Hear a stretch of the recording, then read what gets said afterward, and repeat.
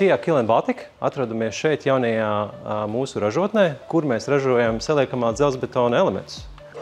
Ko nozīmē saliekamais dzelzbetons? Tas nozīmē, ka sienas panelis ir izgatavots šeit ražotnē, kontrolētā vidē, ar gatavu iestrādātu siltumizolāciju, gatavu ārējo fasādes apdari, iestrādātiem elektrības kanāliem. Tad tas ir pilnībā gatavs sienas elements, kur atliek tikai ievietot logu, finiša špakteli iekšienai, un principā šis te sienas elements ir gatavs. Tie reāli ieguvumi, izvēloties šādu tipu veidu mājas, tiek saņemts ļoti kvalitatīvs mājas risinājums. Ir garantija, ka šīs mājas sienas būs energoefektīvas, kalpos ilgi. Mēs piedāvājam dotajā brīdī 3 tipveida projektus, kas ir zviedru projekti, kur mēs varam droši garantēt, ka viņi strādā, ka plānojums ir labi izstrādāts, visi mēslu risinājumi ir labi izstrādāti, ļoti daudz mēslu optimizēti, saglabājot kvalitāti, bet optimizējot izmaksas. Nu ko, iesim aplūkot ražotni.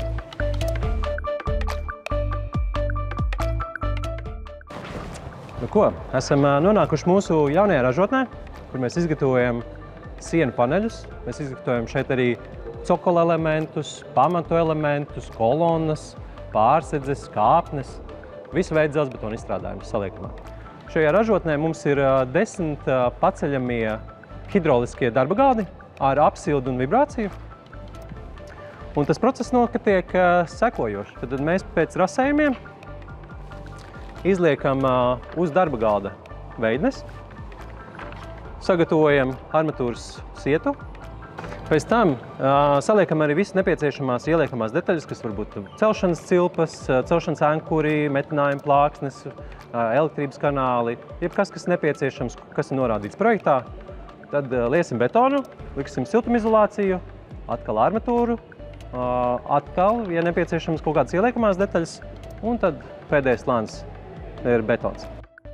Šajā rūpnīcā mēs varam izgatavot 10 metrus garu paneli, kurš ir 4 metrus augsts un līdz 18 tonu svaram.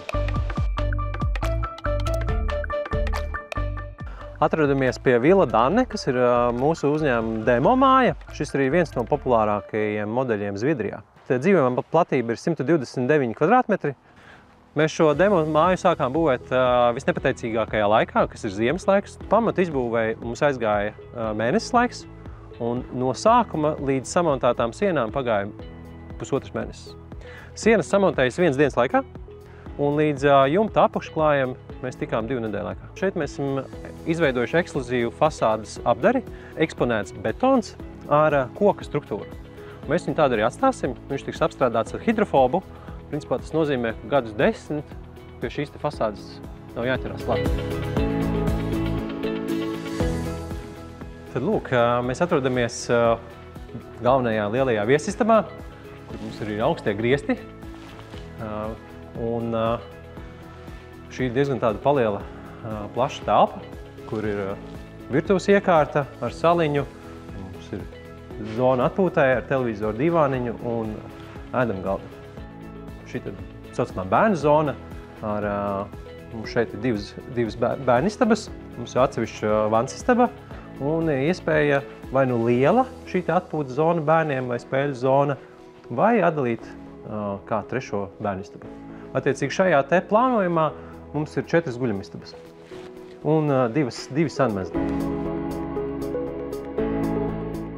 Un tad iesim uz otru galu, uz vecāku zonu. Tātad mums vecākiem ir lielā vansistaba un lielā guļamistaba.